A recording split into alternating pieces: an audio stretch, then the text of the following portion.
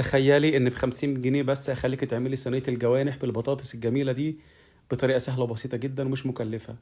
بسم الله ما شاء الله على الطعم، جميلة البطاطس دايبة وتحفة وزي الفل، والجوانح طالعة جوسي، والخلطة اللي انا عاملها يا جماعة. يلا بينا نقول عملناها ازاي.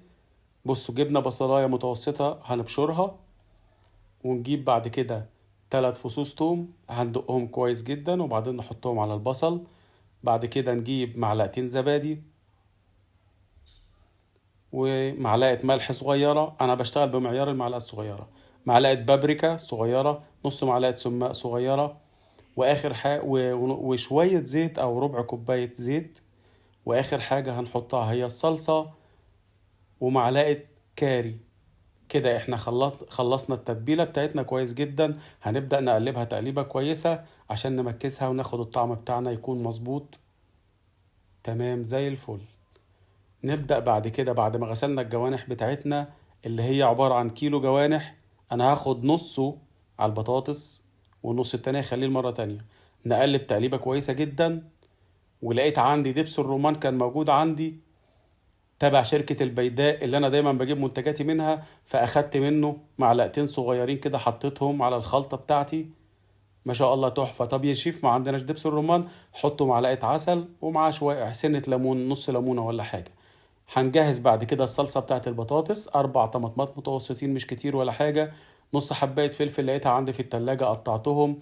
ويلا بينا نحطهم في الخلاط مع شوية كاري وشوية ملح وبابريكا وشوية سماق ونص مج مية. ويلا يا شيف محمود نضرب كل المكونات دي.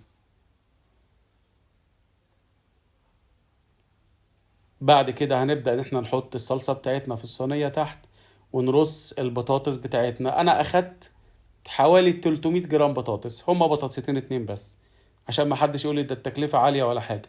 هنبدأ نرص البطاطس بتاعتنا واحدة جنب التانية ومعاهم حلقات الطماطم حلقات البصل واحدة جنب التانية، شكلها جميل جدا جدا وهيدينا طعم تحفة. بسم الله ما شاء الله خلصنا. نبدأ نحط الصلصة بتاعتنا على الوش ونعملها بايدينا بالطريقة دي كده او نهزها عشان خاطر الطعم الصلصة تبقى داخلة جوه البطاطس. نبدأ بعد كده نحط الجوانح بتاعتنا على الوش واحدة جنب التانية. انا اخدت نص كيلو جوانح بس بالظبط كده بنفس الشكل كده.